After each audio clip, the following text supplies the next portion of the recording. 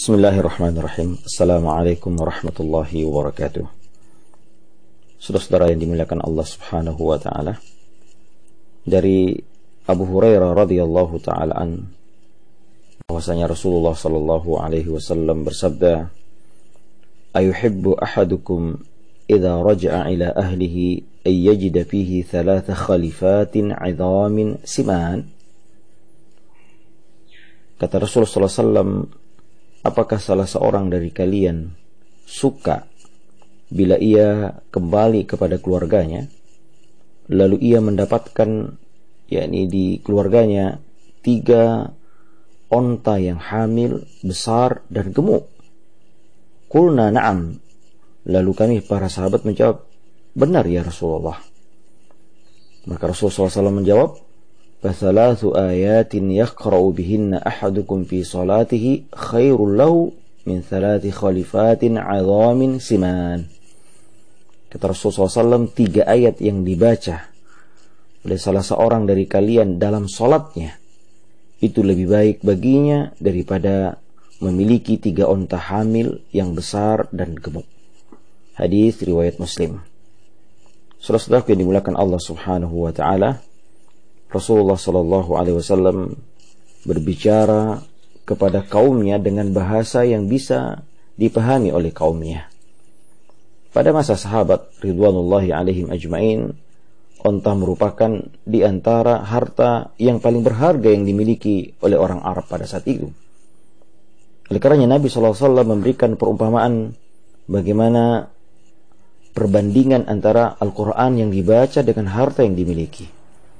Nabi Rasulullah Sallallahu Alaihi Wasallam memotivasi kepada kita semua jamaah untuk berlomba-lomba dalam perkara-perkara yang kekal, perkara-perkara yang bisa membawa kita kepada kenikmatan yang abadi, yaitu akhirat, dan agar kita tidak berminat pada hal-hal yang fana, yaitu dunia. Rasulullah Sallallahu Alaihi Wasallam menyebutkan permisalan untuk mendekatkan kita kepada pemahaman yang bisa kita amalkan.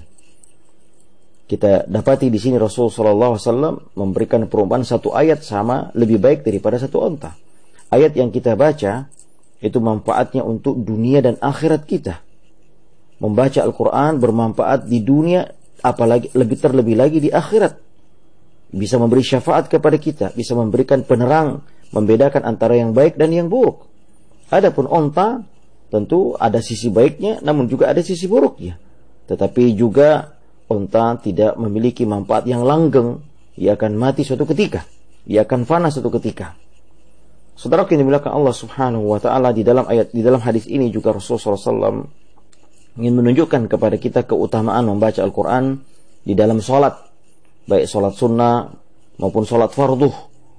Maka seseorang yang sholat hendaknya memperpanjang bacaannya, memperlama berdirinya, dengan khususnya ketika ia sholat sendiri atau sholat sunnah, agar ia bisa memurajaah hafalan Al-Quran di dalam sholatnya. Dan ini lebih besar pahalanya daripada ia membaca Al-Quran di luar sholatnya. Hadirin saudara-saudara yang dimuliakan Allah Subhanahu wa ta'ala, ada kesempatan bagi kita untuk menghafal Al-Quran. Sambutlah dan jangan ragu-ragu. Hafalkanlah 1 ayat, hafalkanlah 2 ayat, 3 ayat, yang dengan ini kita akan mengambil manfaat baik di dunia maupun di akhirat nanti.